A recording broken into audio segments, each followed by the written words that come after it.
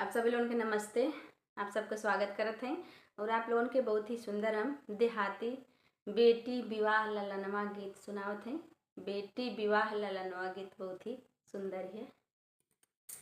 बेटी का बाबा जे बर खोजे निकलैयर, बेटी दुआरिया में ठाड़ रे ललनवा। हर बेटी दुआरिया में ठाड़ रे ललनवा। लड़का ही बरमत खोजी हाय बाबा यार, उनसे महा दुख होला रे ललनवा। अरे लड़का ही बरमत खोजी हाय बाबा यार, उनसे महा दुख होला रे ललनवा। दिन भर बाबा हो गुल्ली डंडा खेली है यार, गुल्ली डंडा खेली है। अरे रतिया कई सुतया माँ गोदी रे ललनवा। अरे रतिया कई सुतया माँ गोदी रे ललनवा। अनपढ़ बरमत खोजी हाय बाबा यार, उनसे महा दुख होला रे ललनवा।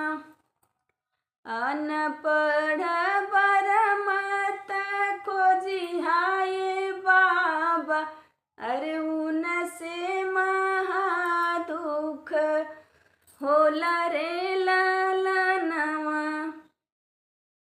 पढ़ल लिखल बर खोजी हाय बाबा यार, उनसे बहुत सुख होला रे ललनवा।